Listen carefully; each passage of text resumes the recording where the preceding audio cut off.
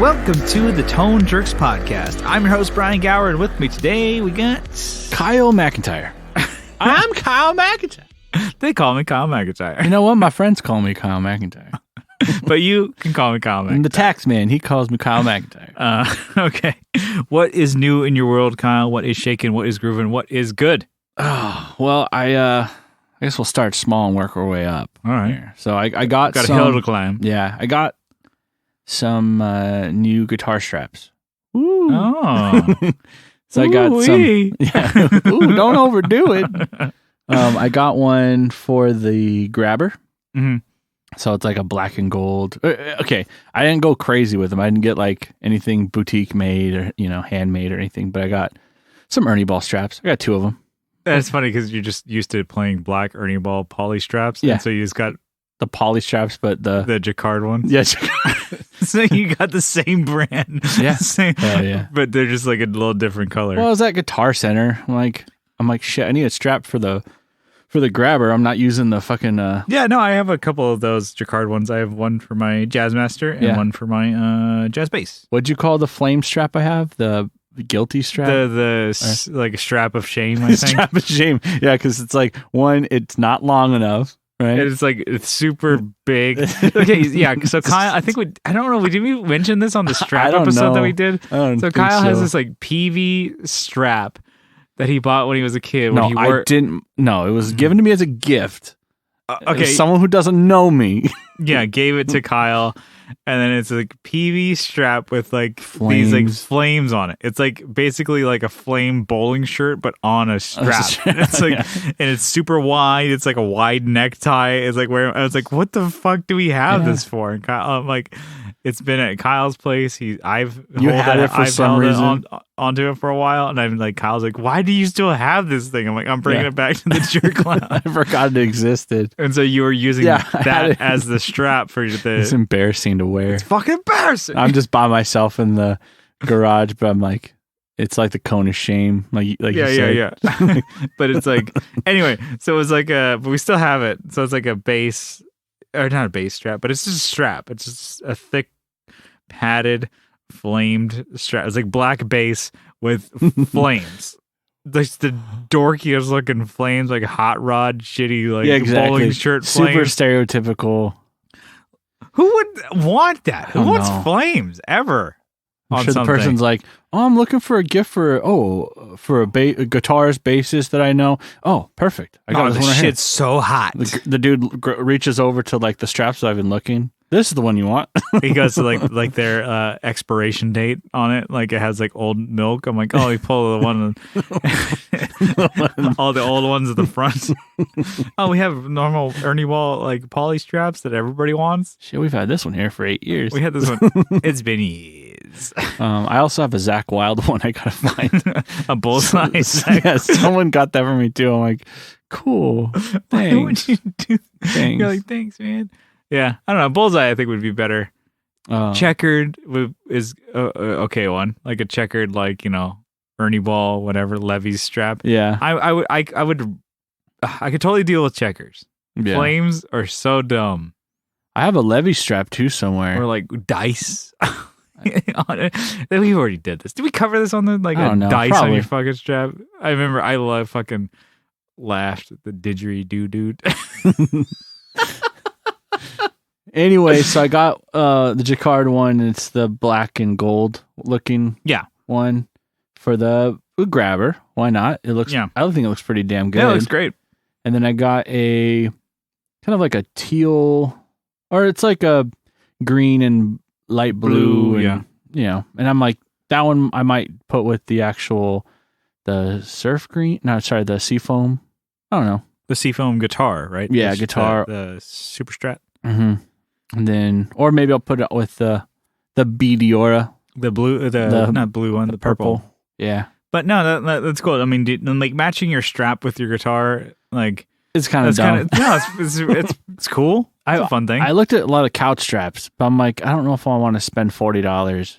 Yeah. On a strap, but they had some really cool ones, but the only thing I worry about is them not being long enough and it being like, oh, I'm playing this on my chin. Oh yeah, because like the Ernie Ball ones, like they're long. So it's like for you, whenever like you and I change guitars or borrow guitars, like I'm like, I take your bass, and I'm like, I have to adjust it way up. Yeah, we should just take the straps. I mean, we all have strap locks, except for on that bass, except for on the grabber, because I didn't want to change.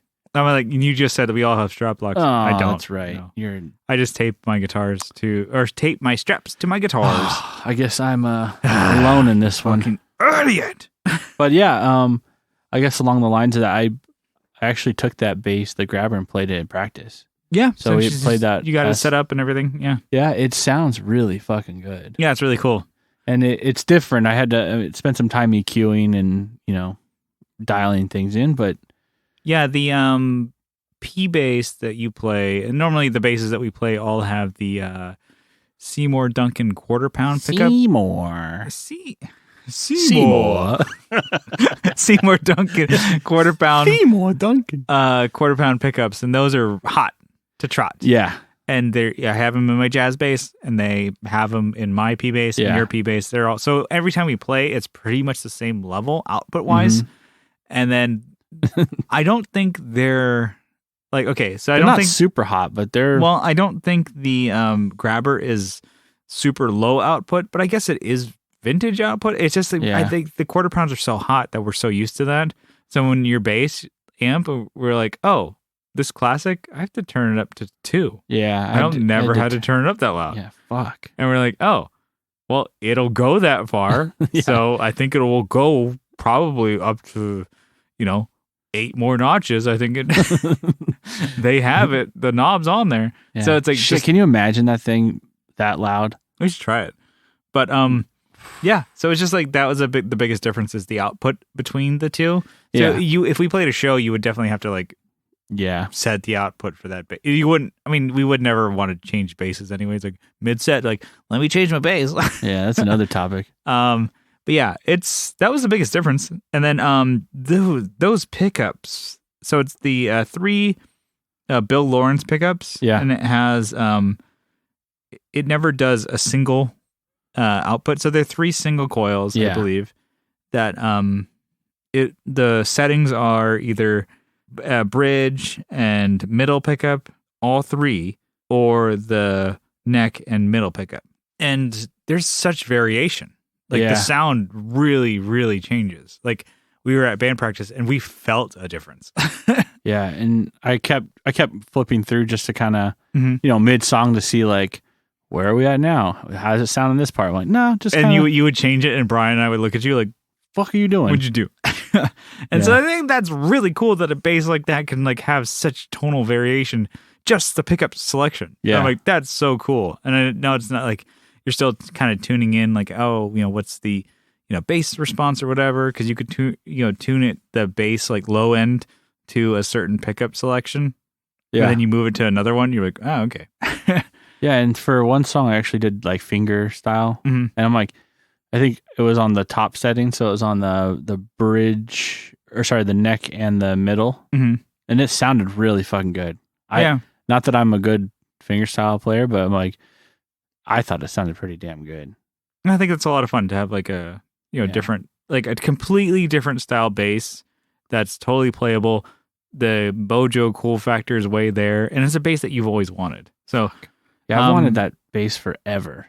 Yeah, I'm pretty stoked on it. It looks really cool, and even Brian was like, "Oh, our drummer was like, man, that thing is pretty cool looking. It sounds great too." So, yeah, that was definitely a fun one. I guess since we're on bass subject, I bought some more parts for the bass I'm building. Just kind of, I have it routed for a soap bar, a P90 or a B90. So I bought the actual pickup. So I'll probably have to take it to get routed.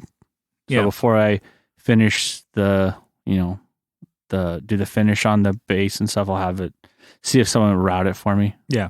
I don't know if they will, though. They're like, oh, fuck, I ain't touching that. Fuck that. Fuck that, dude. Yeah, dude. Yeah, so I'm holding off on buying, I maybe I'll need your help finding some P-bass pickups. I kind of wanted, what if the B90 sounds like shit? It probably won't, but... Well, no, I mean, I think just sounds way too... What I mean is what if it sounds too different, I guess? Yeah, I mean, you don't want... I think your obvious, go to is like, let's just do the same bass line, like quarter pounds that we always do on everything. Yeah. I'm like, try something different. Yeah, exactly. And so maybe more of a vintage output. Yeah. What's the voicing of the B90? Do you know? Is it a vintage? Is it a hot? I do not know. Good question. I do not know. Good job. Probably should have asked Sarek before I bought it, but it doesn't matter. I mean, I want it for the cool factor, Yeah. But, also I have a P90 in my...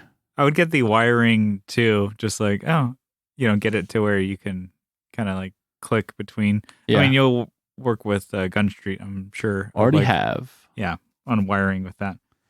So that's in the mail. Should arrive soon. I'll I don't know, post some pictures, I guess, once I get them. Because I'm really stoked on that B90 pickup. It just looks fucking cool. I guess today I cleaned the garage, and you probably noticed. Yes, that's probably one of the biggest. That's why it's like... It's not completely done, but took the round table down, put the rectangle out. Jerks at the round table. Yeah, because we might have some more people in here coming in. I don't know. Yeah, we have a couple of episodes where we're having guests in the Jerk Lounge, and I was texting Kyle. I'm like, dude, you got this. Better not fucking embarrass me. This is fucking gross. Yeah. so got a lot more room. Got a lot of room for activities. That's cool. So yeah, maybe I'll get some shit done too, because I also cleared off the bench, which hadn't been cleaned off in like a year. Yeah.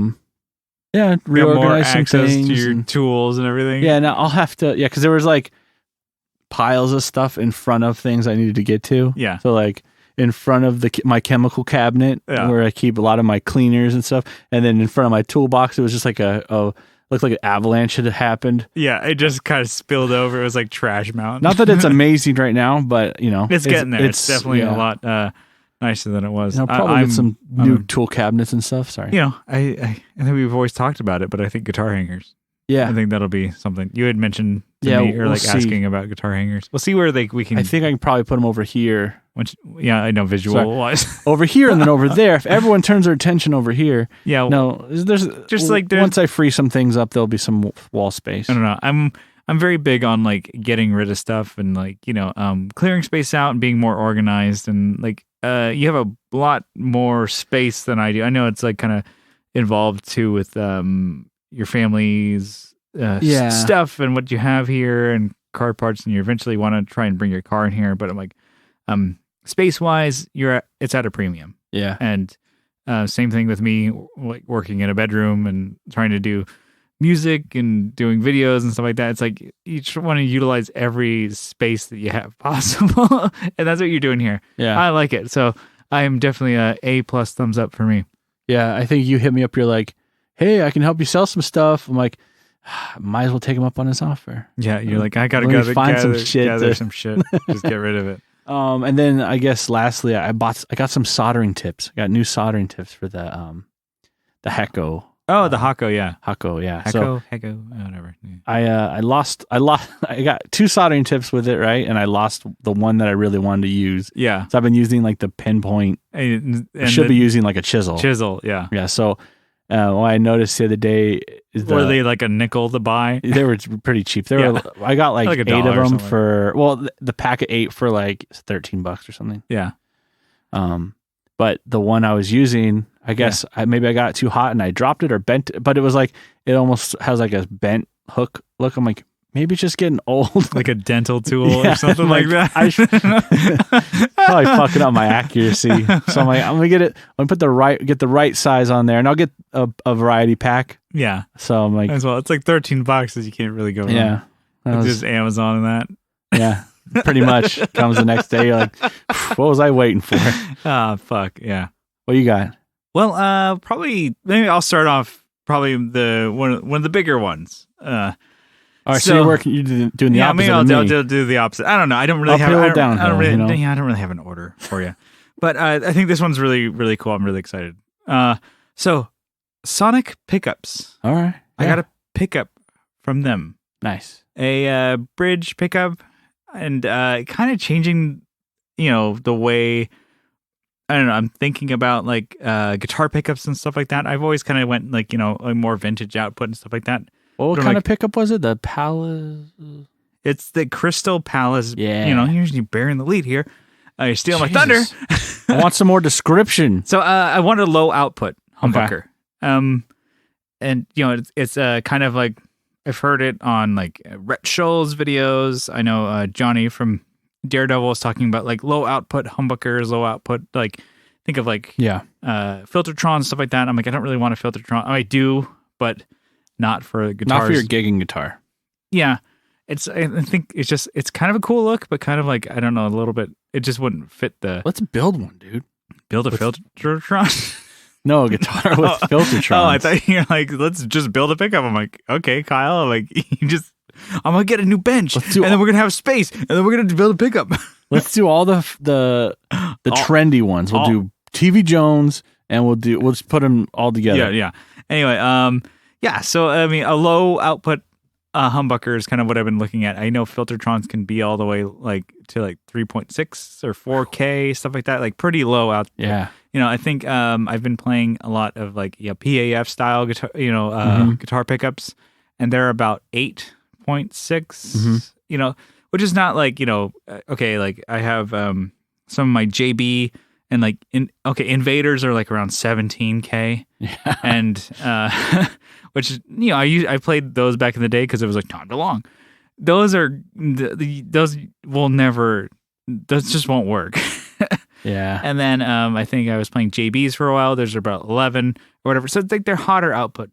And then I've been kind of sitting more, you know, PAF style. And I'm like, I could probably go lower. So I was talking with Sonic Pickups, and he has one, well, you were saying the Crystal Palace ones. Mm-hmm. And he's like, oh, cool. So I'm like, I don't have, you know, he does a set where it's like 5.1K for the bridge and 4.6 or so for the neck. So it's like they're pretty low output. And to me, I'm like, that's, I want it. Yeah, because even the P90 I have is like 8K. Yeah.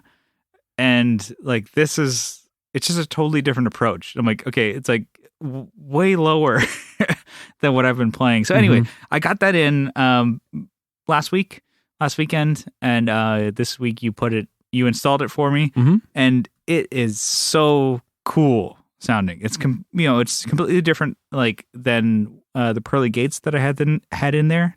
Not that the Pearly Gates is bad. From Seymour What's Duncan. the Pearly Gates sitting at? Do you know? I couldn't tell you. I want to say 8-ish, 9, something like that. Maybe 7. I don't know, but it's just kind of there. It's like low output in comparison, but this is even lower, and it is so much clearer. And I don't know if like what he's going, like if that's like what in comparison between the, everybody describes their pickups differently, but I'm like, it's probably crystal clearer. Yeah, there you go. Like a palace. So it's like, I don't want to say it's like so like treble boosted, but I'm like, I just noticed, I'm like, damn, I can hear so much articulation in this. And it's like, some of the idea of having like lower output pickups is you can always add more gain. Yeah. In my mind, especially with the amps that I play with Orange, and I have a shit ton of gain on tap with my Fractal. When you're at full volume, you're saying, right? Instead of having to roll the volume off on the... Yeah, but I'm like, okay, even just going guitar into your amp, I have like a lot of room to go on those Oranges. Yeah. Like on my rock reverb, I usually sit, at 1 o'clock. I could even go to 2, or I can do a lot more, like there's a lot more usable gain range on that. And then I can put a Tube Screamer in front of it. So like the thing is, you can never it's harder to go back. Yeah. Yes, you can roll down, and using the like Gun Street like volume bleeds and treble bleeds and stuff like that circuits, it'll help you sustain some of your whatever. But I'm like, it's harder to take things away, but it's easier to add shit as far as volume, as far as gain, as far as pushing something. And I know that's like weird to say for someone who plays punk rock and stuff like that, but I'm like, I'm really digging it so far. So it's a different approach to like playing guitar that I'm kind of diving a little bit more into. Have you had to redo some of the, I don't know, your settings? Fractal and stuff? Not yet, which is cool for that, I guess. Sometimes I would, depending on what guitar I would play, like on my Strat, I have the JB, which is a little bit hotter. It's not like super crazy hot. Yeah. But it's definitely hotter than the PAFs that I play. And I'll sometimes like, my Fractal will be like, hey, little clip in here. You're a little too much. It'll like flash a little bit, like the input. If I'm hitting it too hard with the wah, sometimes gives it a little bit of volume boost, or if I'm hitting it with the gravity bomb too much. Interesting. And then it'll be like, hey, you're gonna too much. Hey, kid. It's a digital like noise floor and stuff like that. It'll be like, hey. It gives me like I can see it as I'm doing it. But this, we were playing at practice. I kind of can turn up the gravity bomb, turn up the wah, and just go to town on it, and it never clipped. Digital clipping in the fractal, which I think is cool. It gives you like almost like a meter of how much I'm hitting it, and I never got that. So I think it's cool. And even on my that's my FX8 at band practice, and then my Axe FX2 XL Plus. At home, I never clipped it. I never even got close. You played that in practice recently? Yep. Okay, cool. Yeah, I think so we both played things that... A little different, yeah. Yeah. Cool. Definitely like noticing a lot more clarity in things. Mm-hmm. So, maybe I can roll up the bass a little bit more, because I've always been kind of like rolling bass off. And I can actually roll a little bit more. So I'm like, I don't want to say it's like less of a mid push on this pickup compared to the Pearly Gates. And so it's like maybe a little bit more even, but also like, I don't know, kind of giving a little bit more clarity in the highs, but not being like ice picky, kind of. So it's cool. I'm super stoked. I had you install it, and it was a little bit of a snafu. Well, I did everything perfect. So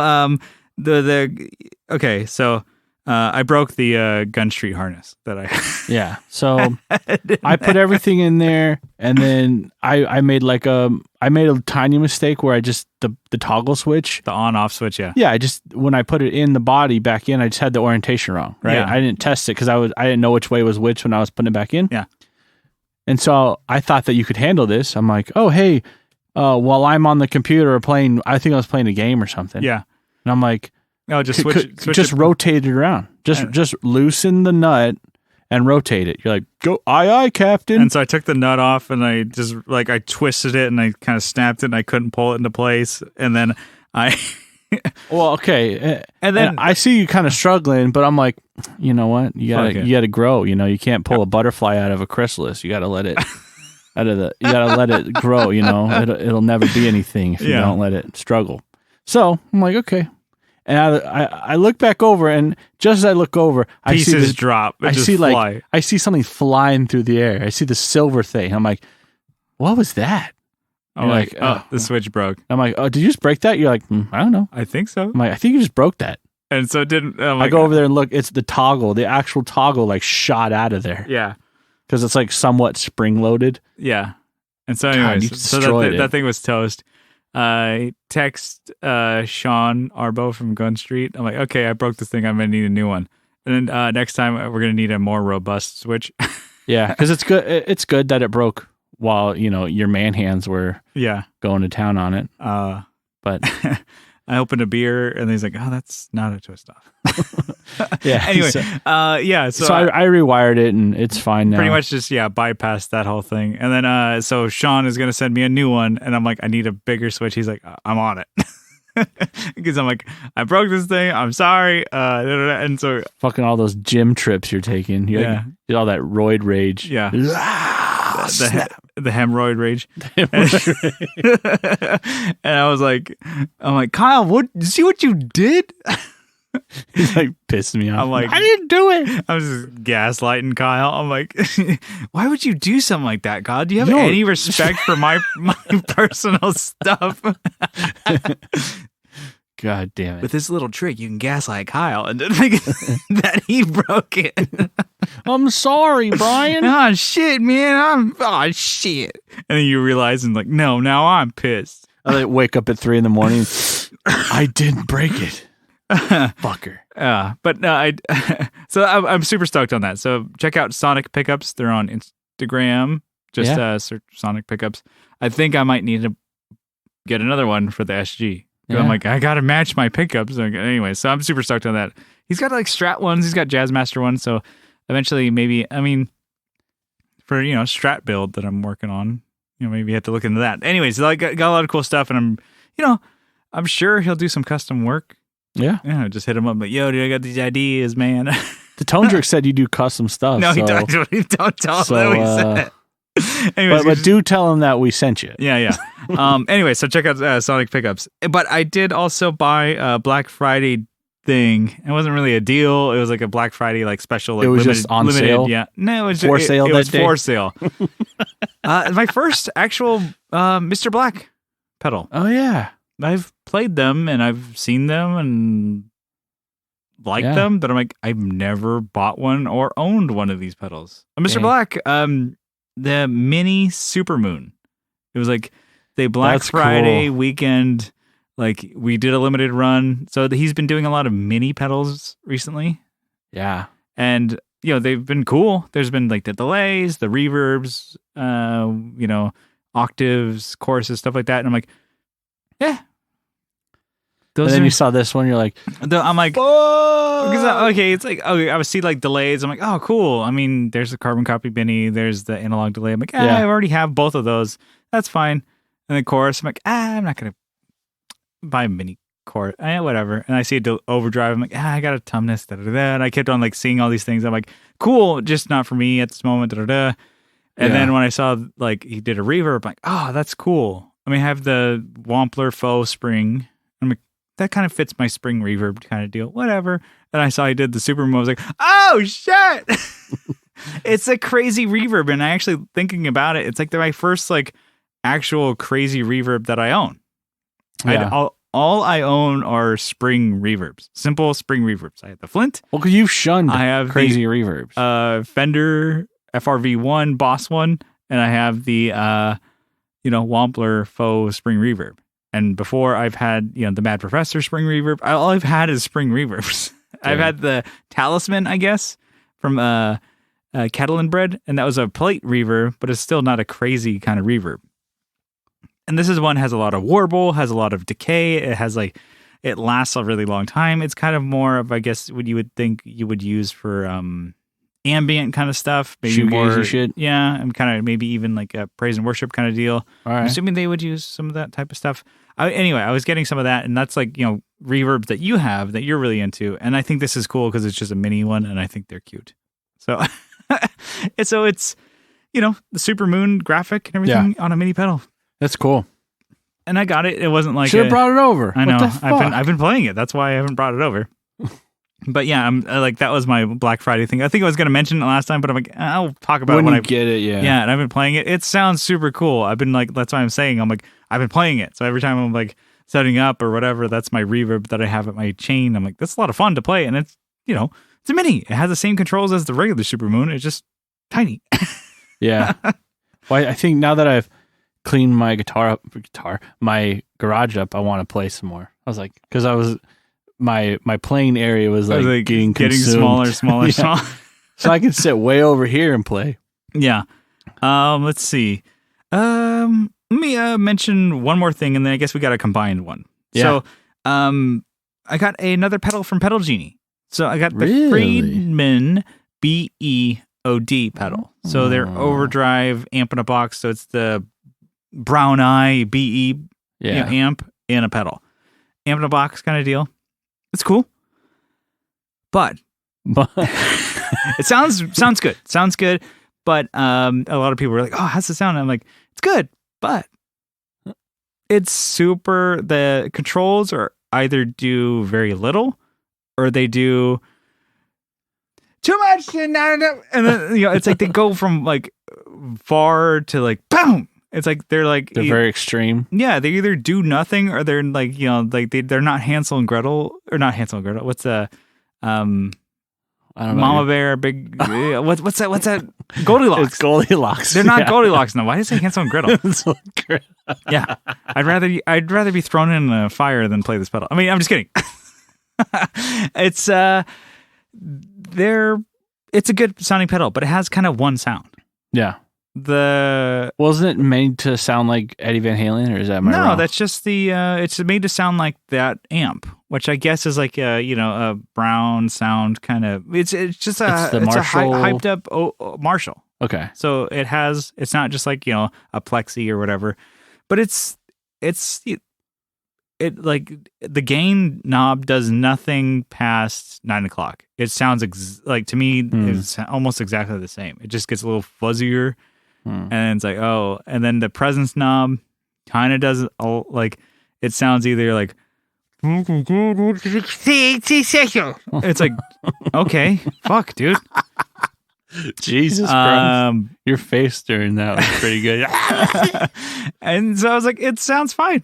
There's not I was like a lot of people ask my opinion. I'm like, it's the Seymour Duncan one so far of the amp in a box I've tried is really, really good. I think it's a lot more expensive, and it's not to say that the Friedman sounds bad. You can get a couple good like sounds, and like that's all you want. You want a Marshall in a box that sounds great. Yeah, you want one or two good sounds out of and that's what you're going for, and it doesn't do bad sound. Oh yeah, I guess it will do kind of like meh sounds, or it won't give you as much control for how many.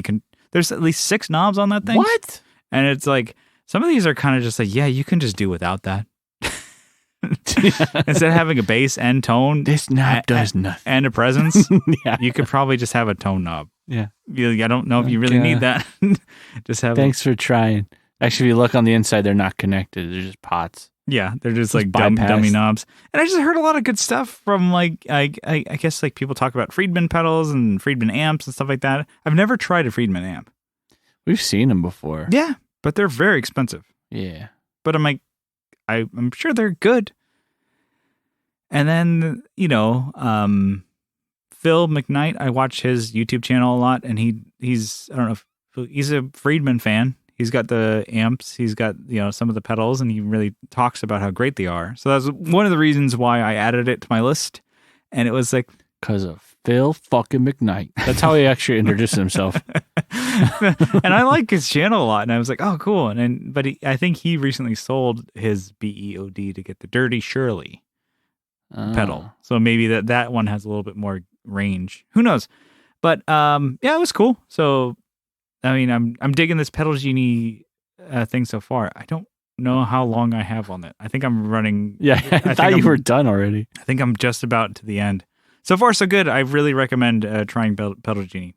Yeah. We're not even sponsored by them. Yeah, it's cool. And some people have been like, "Oh man, I'm super excited to try it." I'm like, it's a lot of fun. You can get a pedal a week if you do it right. Dang. And if people are like, "Well, I need more than a day or two," I'm like, then take it. It's cool. I'm definitely digging it. So the Pedal Genie, once you get it going, it's fun. So this might be my last Pedal Genie pedal after the trial, and I'll figure out if I want to do it, continue on with it. Yeah. But I guess we have a combined one. Yeah, we it was kind of like a last minute thing. I hit you up. We went to a retro wave show. So when the music that you've been into and writing. A band that you like. So, I thought, I didn't know it was an actual band. I thought it was just, because when you find it on Spotify, you just listen to it. And then I'm becoming more involved on Reddit and, some of these forums and posting these my stuff. Communities. Yeah, these elitist communities that I'm a part of, and posting stuff, and then people post like tour, like tour posters, schedules. Yeah. And I was like, oh shit, like Magic Sword is going to be here, Casbah, and I'm like, shit, I should probably try and make it out there. And like a local venue to us. Yeah. It's a cool venue, one of the best ones.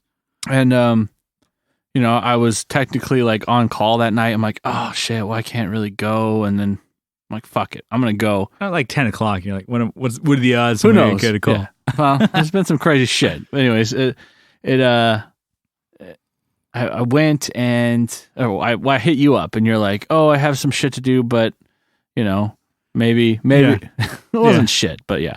I was, sorry, I make it sound like that. But. Yeah, I was like, oh, I'm kind of busy doing this. And you're like, oh, come on. I'm like, you know what? I could probably make it. So I double booked myself. I did a shout out to Just Surprise Me. Yeah. I did their podcast along with Steve Rao from 60 Cycle. The whole gang. We were both guests on their show.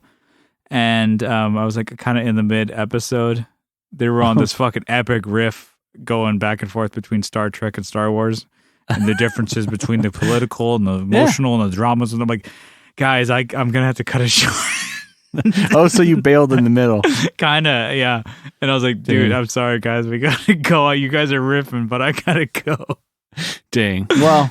And I was like, and they're like, no, it's cool. And then from what they said, they weren't too upset. So yeah, no one really gave a shit. They're like, yeah, Brian, nobody cares about you anyways. Get the you fuck weren't really out of talking. Here. Yeah, I've been watching The Mandalorian. You were just talking about how you like Anakin. Yeah, Anakin Skywalker's actor. So when's Bill Burr gonna be in here? Hates sand. Anyways, we went to Magic Sword. Yeah, so the concert was Magic Sword. And I kind of went to this thinking, oh, it's going to be just DJ press play, you know? Yeah. Oh, there's going to be a dude, he hits the track and he's going to be acting like he's playing, or he'll play the lead line over something he's already recorded and stuff. Yeah. We get there and I'm like, oh shit, there's live drums on stage. There's a half stack on stage with a guitar. I'm like, all right. And I see like the synth setup. I'm like a full-on synth rig. Yeah. He's got the laptop. He's got all that going. Yeah. And you're like, okay. So, and I had seen like a picture where there were 3 dudes. I'm like, okay, so it was true. I thought it was just like because they have their songs and they have a comic book that goes with it. So yeah. I had figured that it was like just a that character. was characters, but there's 3 dudes that drums, guitar, and synth, and they all wear like a shroud, and you can't see their faces. Like that, yeah, it's a light show that goes with it. Anyways, it was really cool. It sounded really good. I was not expecting a live guitar or drums. Yeah, really. In the music, I didn't really think that. I listened to some of it recently, and I think it's actually synth, but I think that he plays that lead line or some of the lead lines. Just they make it more of a rock show. Yeah, it was so good, and it was like it was a pretty packed. I mean, it could have been more, right? But it was like a Friday night at Casbah. Just tons of people there. Yeah, totally different type of crowd too. So, did you expect that? Because I know that you don't really listen to what. No, I don't listen to it at all. Yeah, and then just it was fun.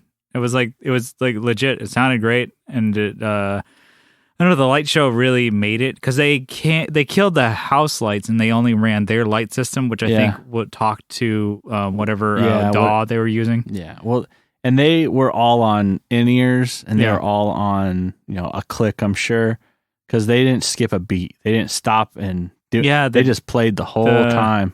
The guitar was really good, synth and everything. I mean, the drummer was the weakest link. Yeah, he was like, but it totally fit. He had some shitty fills, but like. Yeah, he'd be like, go. Yeah. But I'm like, you're solid. Doesn't really you're totally solid. I'm like, else. when you think like that, like you and I would see it like, yeah. But it doesn't need it. It's not, you don't need that. You don't need somebody, to do like a super like crazy fill or something, or like to be like a little bit like he's just playing kind of like to the click and to the rest of the band. I'm like, he's there to give the element of just energy. And he's totally doing it. It's cool. It's like totally different mindset to go see a show like that as opposed to like a punk band or rock band and stuff like that. It's a really, really cool vibe too. Their whole thing is like a magical fantasy kind of. I kind of want to get their comic book now. Yeah, I think there's 3 of them. I'm like, shit, I want to get that. And you were talking about it. And I'm like, I don't even know. I've seen some of their images. They're very like fantasy and swords and stuff like that. It's very like, I don't know, reminds me of it's called Magic Sword, right? Yeah. Castlevania, Dungeons and Dragons kind of stuff like that. But like in a space, it's like set in space kind of thing. So that stuff is totally it's cool. It's a gimmick, right? But like anime, they sell totally the not shit cool, out of that. Kyle. That's what I'm thinking of. Like, hey, this shit. Oh, this is totally sick and badass. But I'm like, anime. I'm watching some Evangelion. All right. All right, I'm getting into that shit. But no, I thought it was fun. Man, it sounded so good. It was very cool. Yeah. And I posted on Reddit and I got like 92 upvotes. Yeah, you posted a video and it sounded really clean too. Yeah. So, yeah, I suggest you guys listen to him. Yeah. Actually, I was listening to him this week, the past week. Yeah, it's good sounding. But let's get into a topic. It's a long-winded what's new, but we got to... That's the wind. Okay. So this topic here, I hope it lives up to the name I chose for it. Yeah, I basically like had this like epiphany. I think I was listening to a podcast. They were talking about that show, that 70's show. And they're like, oh, it's kind of blah blah blah blah blah blah blah. And I was like, oh my god, that 70's rig. Yeah. So the topic is that 70's rig. We gotta have a rig that was only like we're gonna play it now. Days in the music that we play, so like punk rock or rock and roll or whatever, and at the clubs that we play. So we're not playing stadiums. No, we're playing like bar gigs or whatever. And but all the gear has to be from like 1970 to 1979. And so we did some research to make a complete rig. So from the guitar to the pedals to, if they're, powered with batteries, they're powered with AC cables, stuff like that.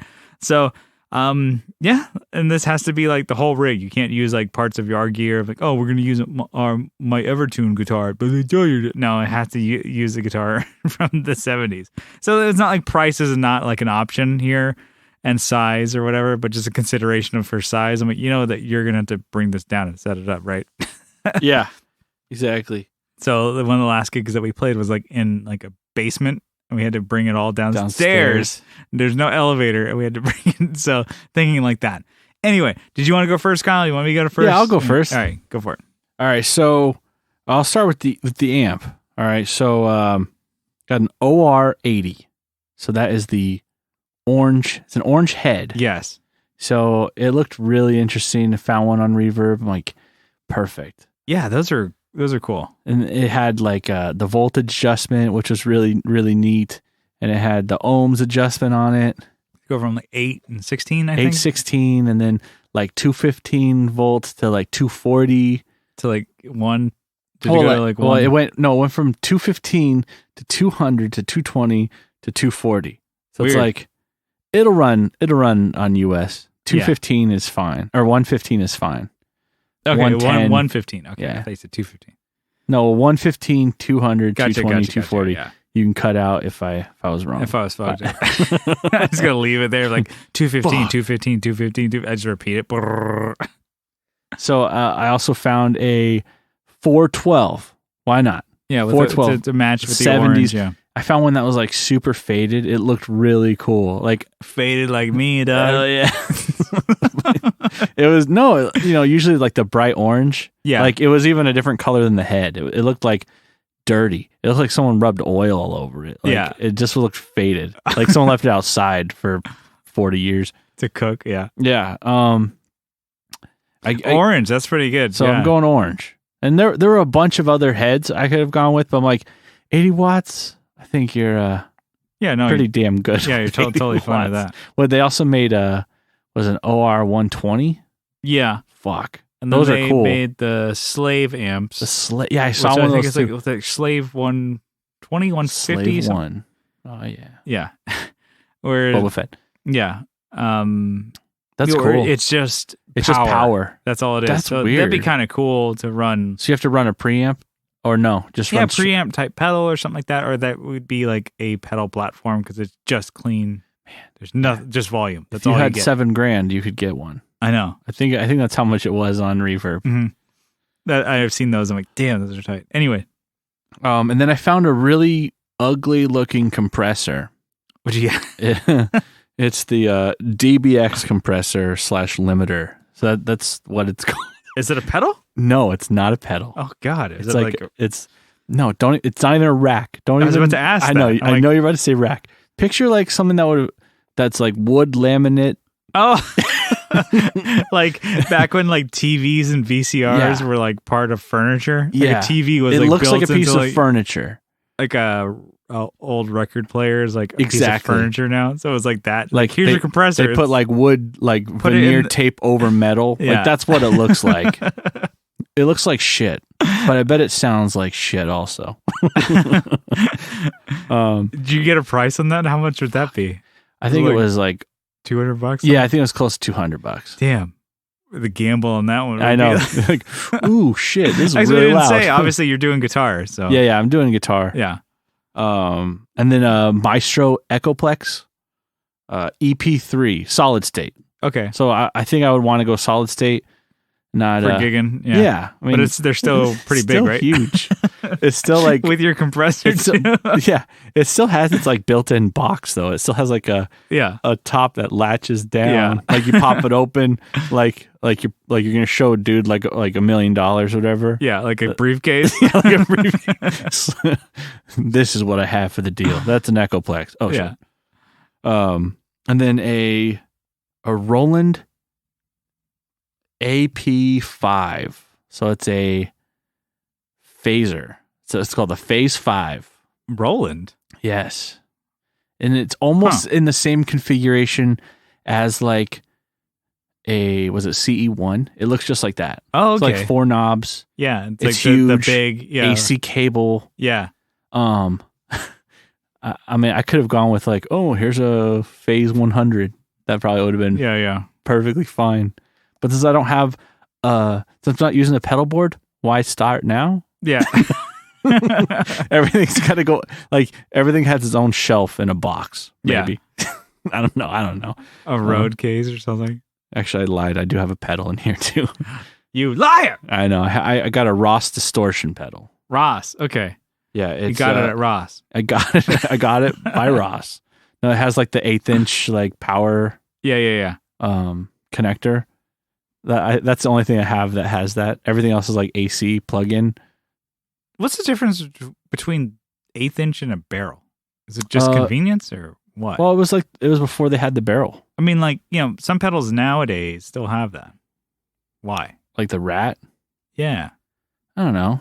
I think just because it's we do everything the same except for the fucking LM308 chip because we're assholes. Yeah. Because they don't make it anymore. Really? I mean, maybe they do, but bitch, don't quote me. Yeah. I don't know. I'm sure you can find them, but last time I tried to buy one, they're like, "Oh, cool, you bought 3 of these? We're out. Here's your money back." So I never bought one after that.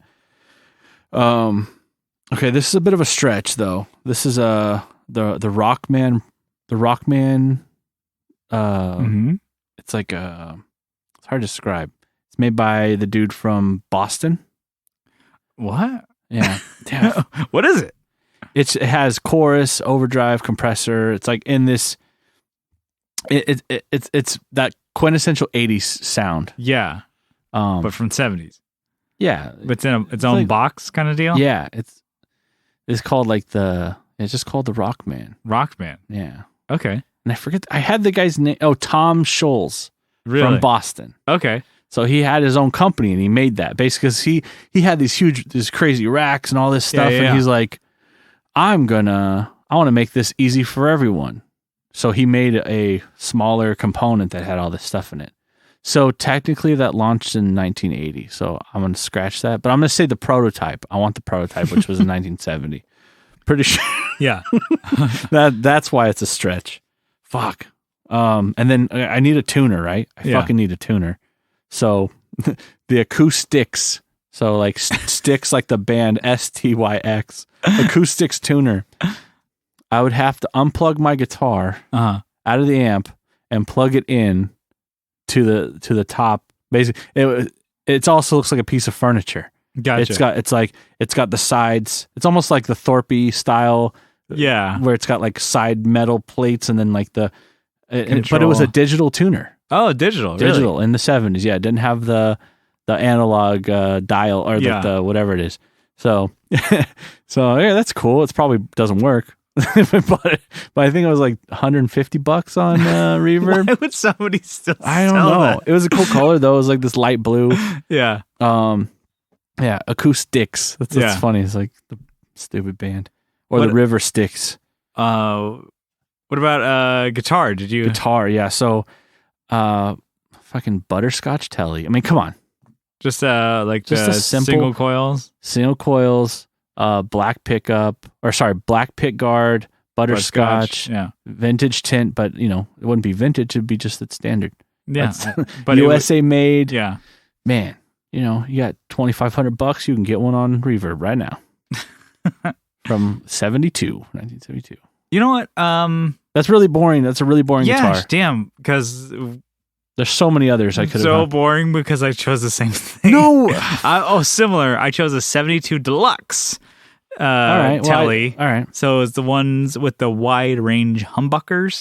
So it's like where it's like, neck and bridge humbucker and it's the 3 position. So a little different, but I just do, black and maple. Yeah. So with the 70s fat headstock. So okay, yeah, mine was like the standard it's a little different, but I was like, if you're going 70s, I'm going to go with like probably one of my favorite 70s guitars. So maybe I'm a little boring there, but I'm like, okay, you take it easy. I am gonna spice it up with my tuner. I had a chunk of ice. I almost just choked on it. So my tuner was the Korg WT-10A from 1975. It's a Korg though, right? It's legit. It's a Korg tuner, but it's like, you can plug it in and have it like, in and out and through. Well, that's good. Mine, you had to like fucking walk over to one side of the stage because I'm playing arenas, Yeah. and then plug it in. But you're also, well, the whole thing was we're playing these rigs nowadays. Like, I'm playing arenas. Okay, I mean, yes, we play arenas. I'm in my Foghat tribute band. Foghat like hat. And anyway, so stupid. So okay, so cool. I can have it in line, right? But it's like the way it goes. It's not digital like Kyle's. It still has like that dial kind of showing you if you're in tune or not. But you have to choose which note you're tuning to. So it's chromatic, and you get to pick all the notes, but you have to choose which one you're tuning to. So I'm tuning to C. I'm tuning to, D flat. I'm choosing the D. You had to plug in quarter and go, and I'm like, you had to figure out I'm tuning my first string E. Cool. Click, click, click, click, click, click to get to A, and you can tune A. What I noticed, I saw a picture of this thing, is it has like a calibration knob on the side. It's like, what if you bump that or twist it? And now you're on. Your whole tuning is fucked. Yeah, fuck. So we got my guitar, we got the tuner. I'll go into the amp. So the amp that I chose was this one's better. The Marshall Bluesbreaker. So the 1962 one, but it's actually the 1972 version is when they kind of came out. Or it would be around in the 70s, But it was like the model is the 1962 X or whatever. So it's a 35 watt, 2x12. It has tremolo, so it kind of has that, JTM 45 combo is kind of what its deal is, and has some breakup and stuff like that. So you just have to crank it, right? I mean, I'll get some breakup out of it, but I'll push it with some overdrive pedals that I have. Which I'm going to do. I guess that's kind of basic, but I thought it would be really cool. The Boss OD1. So 1977. So I think what came out with the phaser and spectrum and stuff like that. But I'm like, I would do the OD1 overdrive. Dang. And with that blues breaker, I think it would sound pretty cool, pushing that whole deal. But I'm going to need a wah. What? A wah? Every time. From 1976, the Color Sound was the brand. From 1976. Made in London, England. London. Downtown London. I got, the Color Sound wah. So I think that'd be kind of cool. Right. So it's kind of a brand. They look maybe like your Dunlop or like, your Clyde McCoy kind of, like it just looks like a wah. But I'm like, it's kind of cool that it's like a little bit different brand. Yeah. Yeah, those go now for like $100-something. So they're not too bad. Yeah, not too bad. Phaser, I was like, oh, cool. There's like the Boss ones, the Max, or not Maxon, but different brands, Ibanez, Ross and stuff like that. I'm like, oh, cool. But I saw this one, it's Japanese. It's made in Japan. The brand is called Koron, and it's a Phaser 50. So instead of a 45, you get 5 more. It looks exactly the fucking same as a MXR phase, 45. That's pretty good. It's like almost the same font. And it just says Phaser 50. It's not a phase. It's a Phaser 50. And I was like, I thought it was pretty good. The fact that it's like 5 more. Your phase 90. Phase 95. Well, yeah, MXR couldn't crack it. It couldn't get all the way there. Well, we made it, bitch. 5 more for you, fucker. We're half the 100, but we're a little more than the 45. So we're right in between, baby. I'm sure it sounds exactly the fucking same. Yeah. Reverb. This is hard, right? To find reverb? Yeah, because you could always just go, the boring route and just do like the Fender, tube reverb, whatever. Spring tanks. I skipped getting reverb because I'm like, fuck it. But Trainer, the brand Trainer, makes a very big TR2 reverb. It's a solid state reverb. So for a gig, I think that'd be better. It's still very big, so I don't know how much better. I think that about the same form factor as their heads. It kind of looks the same chassis. And you have a solid state reverb. And I'm like, okay, I can deal with that. I can dial that in. We'd be getting like a 70s truck or something. So this would all fit. Yeah, it'll totally fit. Even a car. I mean, Cadillac, just throw everything in the trunk. I am going out of order, but I need a delay. Or do Ross stereo analog delay. All right. Ross, I got to get my hands on some Ross. Yeah, I wonder if they're that hard to get. Like, are they like, I looked at some of the prices. It wasn't too bad. Yeah. Like, I mean, I'm sure you saw it while you were looking it up. They weren't like too crazy. No, they're under 200. Okay. So it'll take some time yeah. to get that going. But yeah, it's like analog delay. It's stereo capability, has the AC cable out. So it's very similar to the MXR one. But yeah, 25 to 500 milliseconds. So there's a lot of range in there. Yeah. Totally usable. And then I guess I'm going a little above and beyond here. The Proco, the Rat, from 1979. So it's the Rat. Oh. And it's a different box than the Rat. And, I would need, because I don't think I'm going to get that Blues Breaker cranking. Yeah. At some of the bar gigs that we play. So I'm going to need to stack that with the OD1. You see people's ears bleeding. You're like, would you fuck off? Fuck off with all the noise. So I think stacking the Rat with OD1 will be good. And then because I'm so inspired by the Daredevil Northern Creeper that I have, and it's a Super Fuzz, his take on it, I'm going to get a Univox Super Fuzz. Those are like $700 to $1,100. Wow, that's a big range. They are crazy. So I would want one of those. So yeah, that's a 70s rig that I'm like, I could totally get all the sounds I want and take up like half the bar with my rig. Yeah. But I think that would be super killer. What I didn't mention on that OR80 is it had an effects loop on it. Oh yeah. It had a send and return. And it was meant for like... It says echo on it, but so you can put like your Echoplex and stuff like that. You put your phase in there, you put some other effects, just don't put your overdrives and shit. Your distortions. Super cool that they had an effects loop on it. That's crazy. Like that. Yeah. I'm pretty sure that's an effects loop because that's what you would want to do is like, oh, I'm putting delays and stuff like that. So that's really cool. That's I like Orange. I've always said big fan of them. Yeah. I think that'd be really cool. I doubt we're ever going to get our hands on vintage stuff. But one day, who knows? Yeah.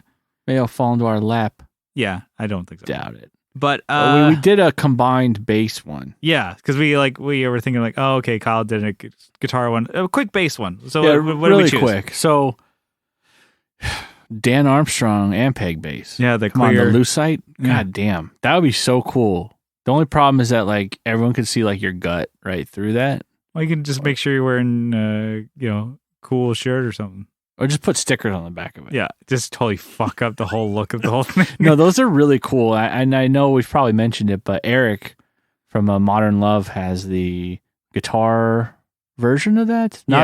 It's like it's a replica. Yeah. But fuck, the thing is so cool. It's pretty cool looking, yeah. Pretty cool sounding too. Yeah, and I like makes me want one. Yeah. Or maybe I'll just start cutting my own Lucite, I'll just start practicing. It's just melted and looks like shit. This is my guitar. God damn it, this is sick. I'm getting better. So, and then we looked at an amp, a combo amp. Yeah. So the Sun was the Beta bass. Yeah.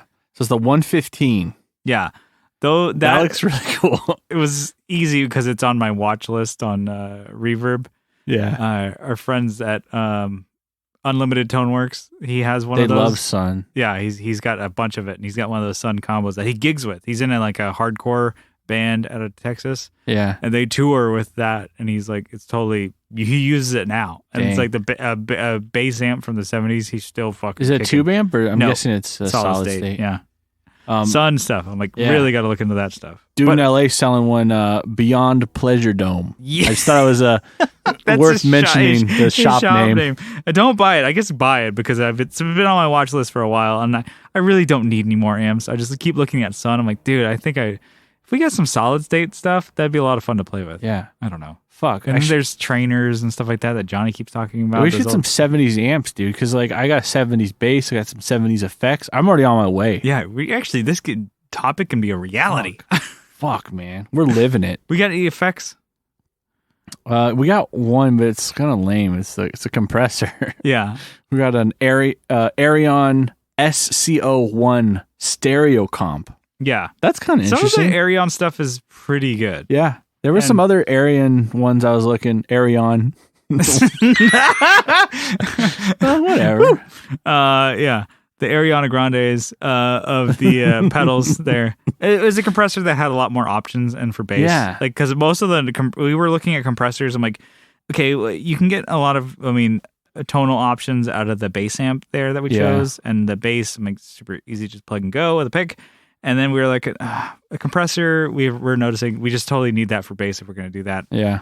And then the Arion one had a lot more options because most of them, like I said, were just two knobs. All of them were like, okay, all the Ross compressor, the MXR ones, the Maxon, the Ibanez, they're all just two knob compressors. I'm like, okay. But this had 3, right? I had 4. This actually. Had 4. And I was like, okay.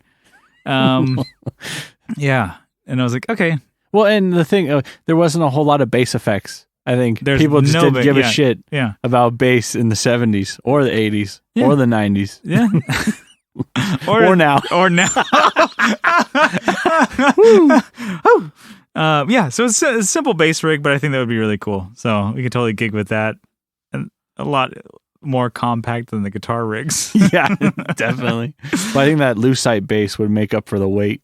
Yeah, but if you guys have any 70s rigs that you could want to come up with, let us know. Post them in the... That was really fun, actually. Yeah, post them in the group. I think that 70s... God damn it, that 70s rig. Hashtag that. That 70s rig. Yeah. And then you see it's already been done. I just stole it. Well, they're probably talking... It's like a car, like a truck, like a trucker. Yeah, it's my 70s rig. Yeah, like a Peterbilt or whatever. Yeah. Anyway, so that was a little bit longer one, but we're going to close this out with a quick Bang, Marry, Kill. It's been a long while since we did one of these. Yeah. So BMK. So these are different guitar playing styles, techniques that we don't do. And that, you got to choose between them. Bang it, marry it, kill it. Ooh. So tapping, think of Made Famous by EVH. The... That sounded just like him. Yep, just like that. And then slide guitar. So using a metal, glass, ceramic slide, whatever. A lot of country players or whatever doing that kind of stuff. Wow, wow, wow. Stuff, yeah. Like that. Something like that. And slap bass. Shit. So I would probably bang, slide, marry, tap, and kill slap. I do not like slap. Ever. No, it just sounds... It's like, I think it's more of a funny point, it's like comical. Yeah. But like, it just sounds most of the time like you're not playing the note right. And like, or you're just like rushing through, It's like, is any of that in time? Yeah. Yeah. Maybe because I don't know how to do it well. Are you locking in with anybody? Yeah. I don't know. It does sound cool, but as in a practical stance, like you're your own drums and you're playing, like you're doing percussion and bass. Yeah. It's like you're just masturbating all over that thing. Shit. Okay. You're master of your own domain at this point, And then tapping, why it's just the coolest one. Yeah. In my opinion, it's the coolest one. I think like it's used a lot in rock music. It's like 80s all day. Exactly. It's like hair and metal. Even throwing shit. it in now, and it's cool. But yeah, I still can't fucking do that. No, I can do it in slow motion though. I can do the hit and then flick, hit, flick, hit, flick, and then tap, and it's like a combination of like doing that with your hands. Hit, flick, let go. Yeah, and I can do it very slowly and horribly still. Yeah, and there's a lot of players now that utilize that type of stuff. It's like Yvette Young, C2A, like Sarah Longfield. They all kind of do that, but using it on clean stuff. And I'm like, fuck. All right. I'm gonna hang this guitar up. Let's go watch something else. Yeah. Let's go watch some fan theories on some animes. Fan theories, not even watching actual anime. Well, I formed my opinion on this. Okay. That seems legit. I guess because I've always wanted to do it, I think I hold slap bass a little higher regard. Which, to me, I'm like, so that's why. Because you love Seinfeld. They didn't actually play it on a bass; it was a keyboard. Yeah, but it sounds like one it replicates. We've seen the fucking video. Everybody, you're not blowing my mind. And no one knew until that video came out. So fuck off. Yeah. And because I want to, I guess this is hard to say. I would say bang, slap bass. I want to do that so much. I want to do it so bad. I don't even fucking not in this band. Not even get it. I want to do it just to like. I would like to just like by myself at home in my room, just slap bass, like basically kind of what you're saying. Masturbate. Just like I would be like bumping. I'm like, you know, how fun that would be. Yeah, we've all done it before, Brian. We understand how much fun it is. So I would want to do that. It gets old though, but I don't. I think it would be a lot more useful to do tapping in our type of band. Hell yeah. So that's why I would marry that. And I would, it actually like sucks to say killing slide because I really like that. Yeah, I like the way it sounds. I don't know, maybe, but I don't want to kill either one of those. It's slide though might be one of the easier ones, I think. Maybe. I don't know. I've actually never devoted. I own a slide, and we did a recording where I did it once on like a solo, and I barely knew how to do it. It's like falling down the stairs and landing on your feet. That's how I recorded it. I was like, wait, falling down the stairs and landing on your feet? Yeah, it's like I did it in a couple takes, and I was like, the guy was like, no, that's good enough. All right, thumbs up. Then we're done here. And fix the rest in post. And I put the glass slide away and never played it again. So, but the thing is, like, I want to learn how to do all three of these things. That's why I brought it up. Yeah, and so that's why it's harder for me to say like kill the slide because I really want to learn how to play slide, and then I really want to learn how to tap and slap bass. I guess slap bass, because I've wanted to do that for so long. That's why I put it at bang. Yeah. Ever since I was a kid, I wanted to play slap bass, and I just don't get it. And even like I watch videos, I'm like, what the fuck? Yeah. I do not get it, and it pisses me off. Yeah. No, and I don't. But that's why it was a little harder for me to do this one. So I'm like, they're all pretty cool. I think because when I think of slap bass, I think of like, at least in the rock genre, I think of like nu metal. Like, it's very. I don't think it would be Primus. I hate that shit. It would really be the least useful for our type of music, but I just want to do it the most. Yeah. Anyway, so that was a fun little one. But let's get on out of here. What do you say? Move along. Yeah, move along. Come on. We're going to bring this in for a landing here.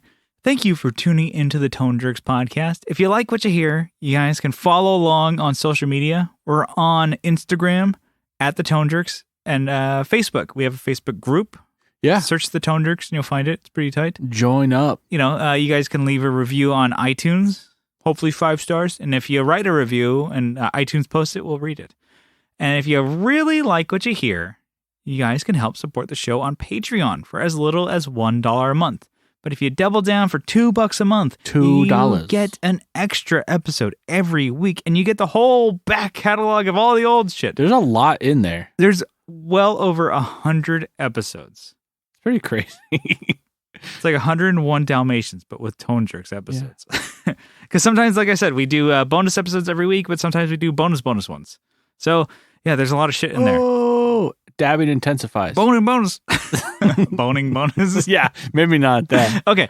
But just for supporting the show, we wanted to give all the little supporters there a little shouty, sizable acknowledgement. I got my list here. You're gonna give it to me, baby.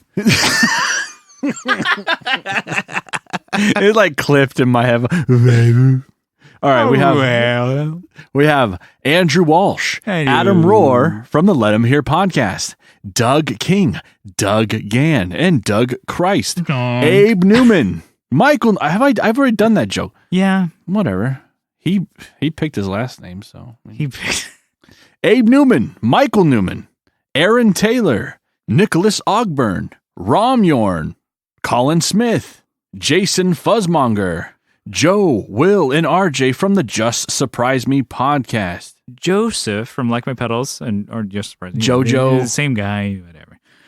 He's Joseph to me. I think there's one more K2 pedal left. I think we talked about it a little bit after our 100th episode.